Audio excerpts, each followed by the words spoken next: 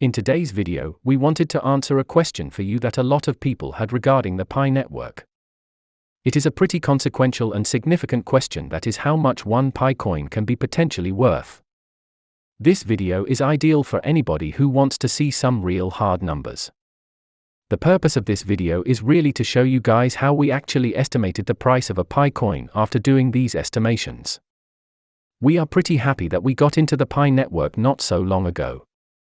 The valuation of the Pi coin looks a lot better than we thought in the first place for anyone who does not know what we are talking about.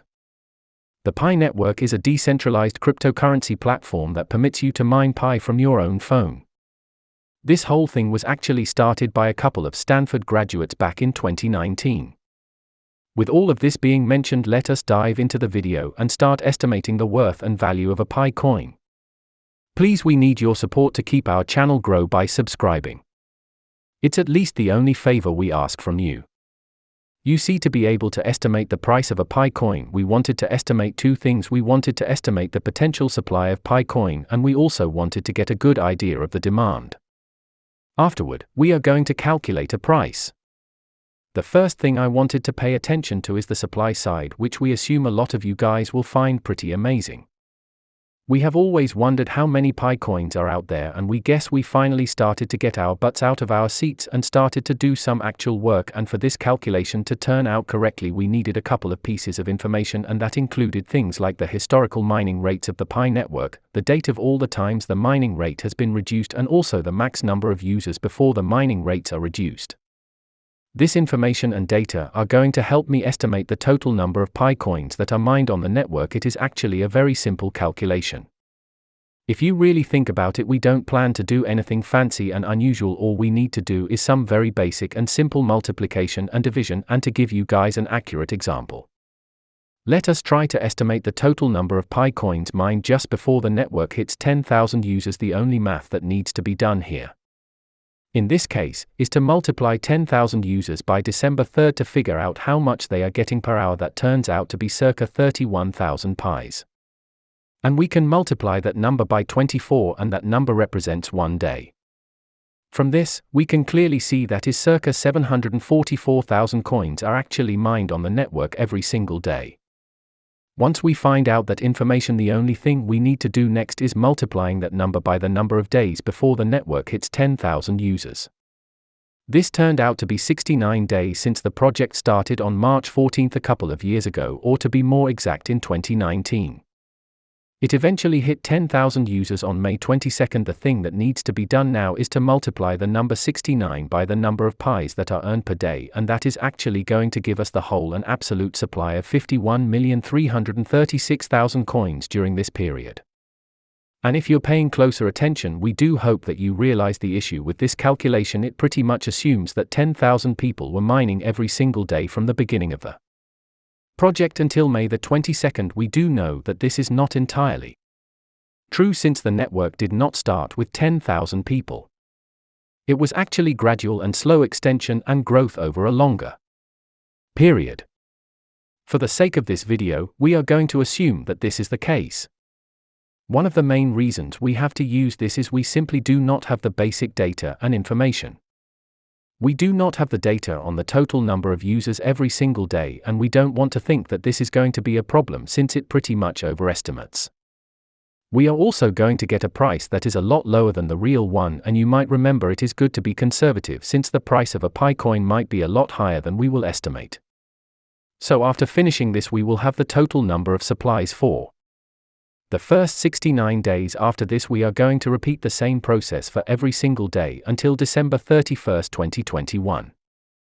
We selected December 31st as the last day because the developers estimate the mining for Pi will stop in Q4 in 2021. This can mean October, November, or December, and we decided to be the very last day just to be conservative. The total amount of Pi here is circa 117 billion Pis. Before we move on to the demand part, we do have to adjust this number a little bit. That is because countless people don't actually earn the base mining rate, and we also have to factor in the bonus referrals as well. At this very moment, the project suggests that you can earn 0.2 Pis every hour. That number also includes a full security circle and also the base pioneer rate.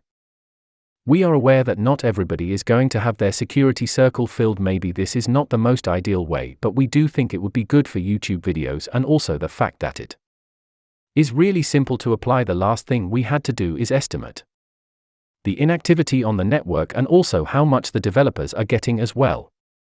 Let's assume that the developers are going to receive 1% of those 82 billion. You have to consider the supply of Pi coins, and we can hardly define the supply because still, we have no clear information on that. So we are assuming and calculating with the information we have. The estimated supply is around 84 billion Pi. Once we calculate the supply, now we need the demand. We are going to try and calculate the demand now. Usually, the demand can be a very complicated factor because almost none can exactly say how much the demand can reach. We are going to use the experience from other coins, and we're gonna do it by the method of price range and the amount of the supply. We are assuming that the demand is a ratio between the price and the supply of a single cryptocurrency.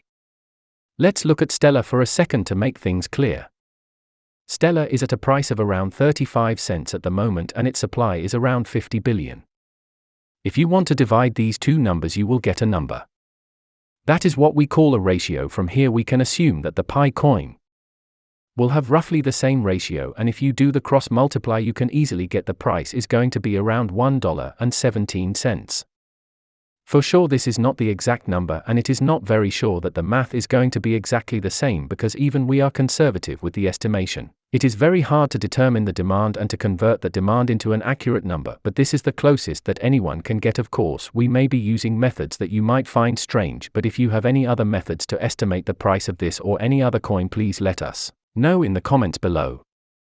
We are using similar techniques to predict the price of some other coins in the past, and it turned out to be true. Some other experts are using some similar methods as well. If you look up online on some websites that are trying to protect the price of Pi coin, you're going to get a similar price as we got from this calculation.